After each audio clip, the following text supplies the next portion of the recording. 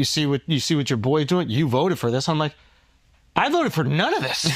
He's doing the exact opposite of everything I voted for. Yeah. I want him to stop the wars. He's funding them. I want him to shrink spending, reduce the budget. He's increasing it. It's like everything that he said he's going to do, except sending immigrants back. And now he's even flip-flopped on that, which I kind of like.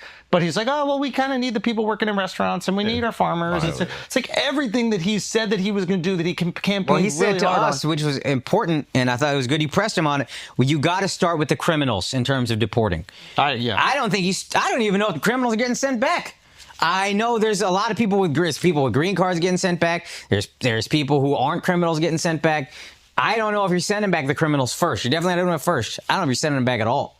So nothing has happened. And you were more optimistic than I was, because I judge him by his first four, and it was Mr. Drain the Swamp, Mr. Build the Wall, he didn't do a lot of the stuff he promised in the first four, so why would anything be different? I already expect politicians to not do most of the shit they say. And, I just really need the Trump administration to succeed and to save this country, and they're doing so much good. And then for them to do something like this tears my guts out.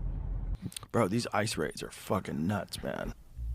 I don't think if the Trump administration, if they're running and they said, we're going to go to Home Depot and we're going to arrest all the people at Home Depot, we're going to go to construction sites and we're going to just tackle people at constructions. I don't think anybody would have signed up for that. They said, we're going to get rid of the criminals and the gang members first, right?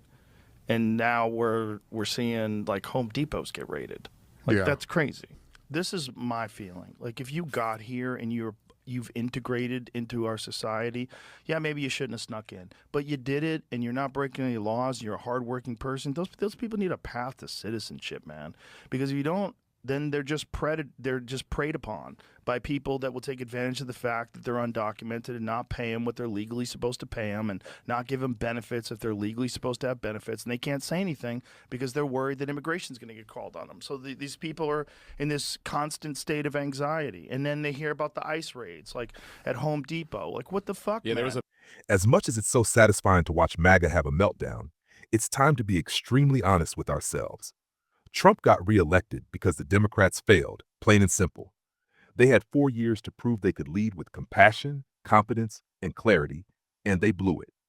Under Biden, the economy struggled to feel real in the lives of working Americans.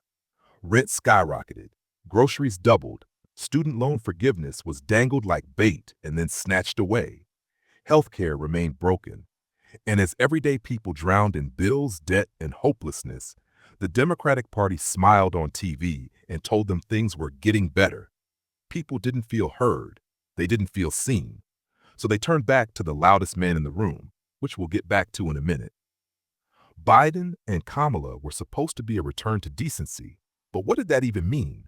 Kamala Harris, who once promised to stand for justice, vanished when it mattered.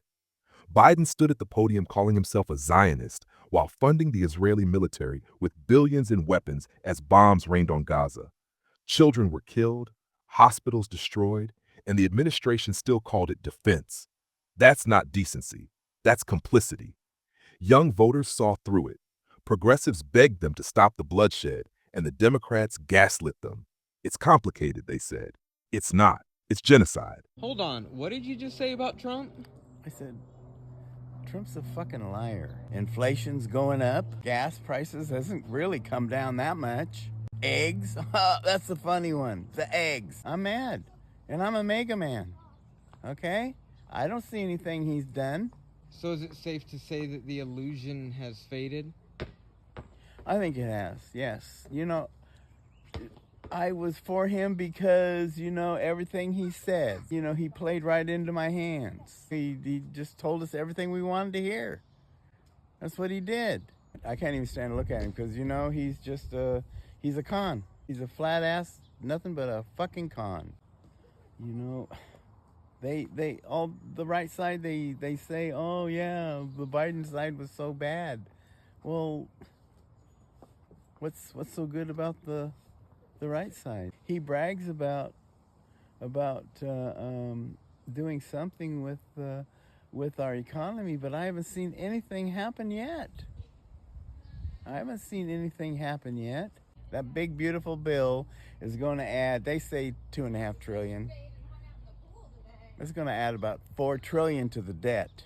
The big, beautiful bill. Oh, what a joke. I remember what happened in the 80s with trickle-down economics. Yeah, the filthy rich got richer, and us guys that worked for a living paid more taxes. I'm disappointed for sure. I'm real disappointed. Many Americans who voted for the talking orange believe that rules for thee and not for me is how things are going to play out, and it's just not. There are many Americans who are waking up to find out that their lives are going to be impacted by this. Many of them are effing around and finding out the hard way. And now look at the Republicans effing around and finding out. I'm Hispanic and I vote for Mr. Trump. We vote for Mr. Trump. Yes, Mr. Trump. We love you. We love you. On the way to the White House. Beyond betrayed. They used us. They actually, during the campaign, and I don't want to make this political, but during the campaign, the elected officials from the Republican Party, they actually told us that he was not going to touch the documented people. So I admit, I regret my vote for Donald Trump. I regret it because I needed these changes sooner. I needed the prices to go down sooner so that I didn't drain out my bank accounts and go into crippling credit card debt. All right, you shady motherfucker, listen up and listen good. I voted for you because of your no tax on overtime bill, amongst other things. But here's the deal. I just read your great big beautiful bill, and it's bullshit. As easy as it would be for me to say that I wasn't thinking when I voted or that I don't watch the news, I had to ask myself the same question that hundreds of you are asking me, is why did I vote the way I did? I've spent the last few days reflecting, and I feel like I came through some sort of revelation. You know why we voted for Donald Trump? Because the middle class man finally thought he was going to get ahead in life. You said no taxes on overtime. Big, bold, beautiful letters. We thought, hell yeah, why would we not vote for that? Then you turn around and pass the bill, and it's a crock of shit. It's a tax credit for the people that make a certain amount of money. Of course, when you put it in big, bold, beautiful letters, it looks great. We're going to vote for you. And you knew what you were doing. You were baiting people in, saying, no taxes on overtime. You didn't give no fucking details. Your details that we read. All I can say, I was a dumbass, voted for Trump only because of my beliefs. People around me encouraged it. I can think for myself, yes. But I felt at the time that was the better choice. Now I'm looking at it with everything going on. It was the worst decision I ever made. I wanted not to vote. I was a MAGA junkie. A MAGA junkie who thought her government job would be safe with Donald Trump in office. She was wrong. I cried.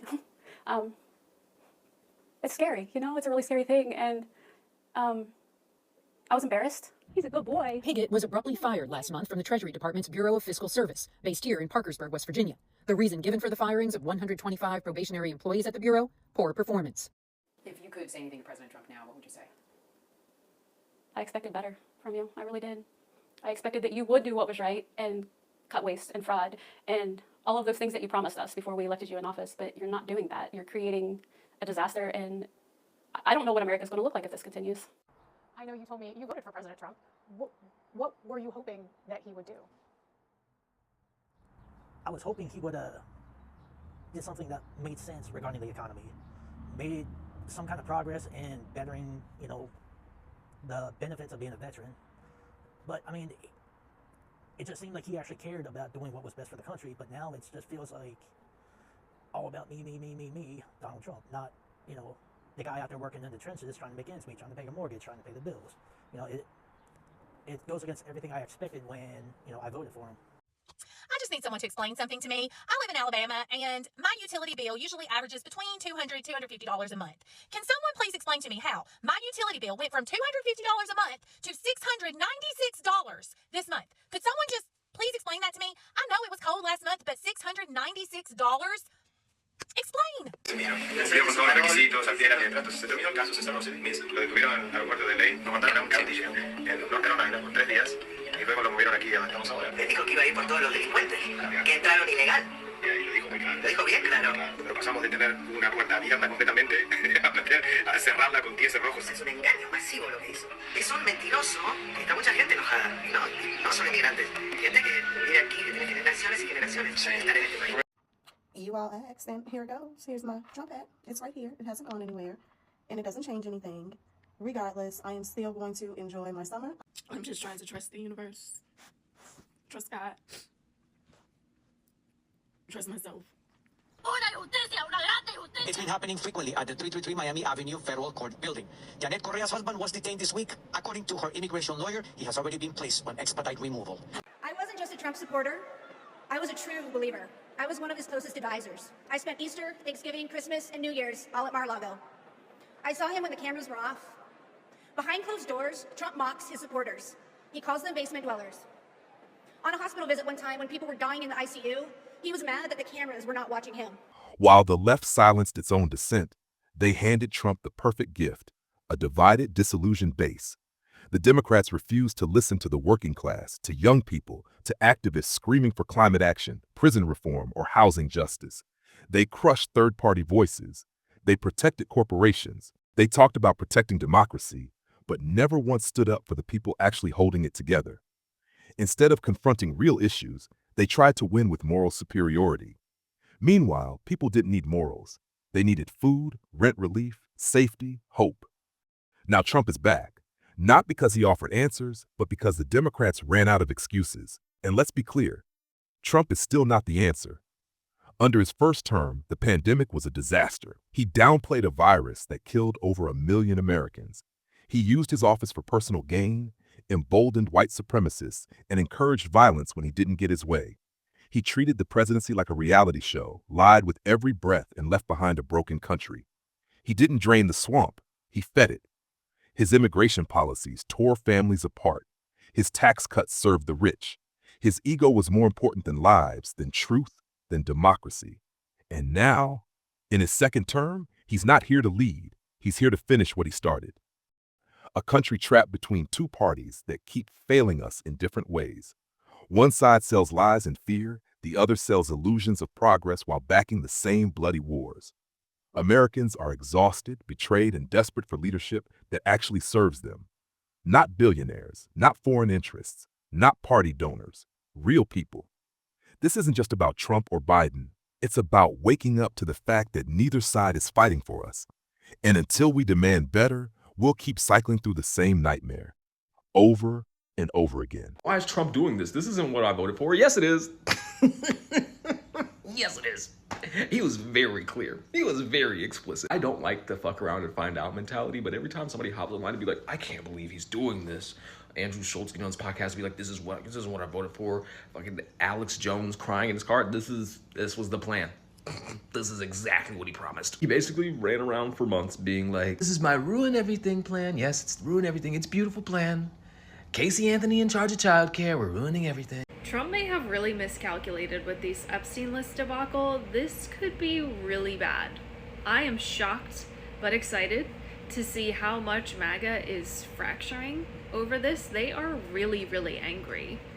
It's surprising to me because to those of us who have known and understood this whole time what kind of person Trump is, it's just shocking to see how far the wool is down over their eyes. Like, they really thought that this billionaire was going to drain the swamp.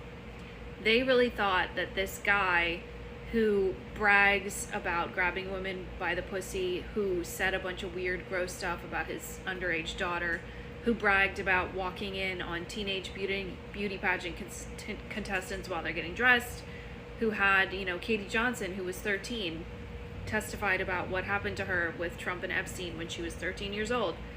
They really thought that that guy was going to be the one to release the Epstein list. They honestly believed that, and now they're really angry that that's not going to happen.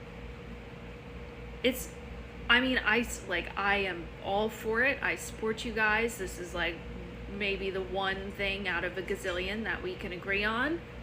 But yeah, hold them accountable. Demand that he release the list. You're never going to get the real list. You're never going to get the real one because Trump is on it. Okay? But it's just shocking to see how angry they are because what they've been doing for 10 years is just apologizing for everything he does, pretending that he didn't say stuff that he said, and just making endless excuses. Could this be the first agenda item that they don't allow him to make excuses for? Could they really hold him accountable for this? I would love to see it. Good luck.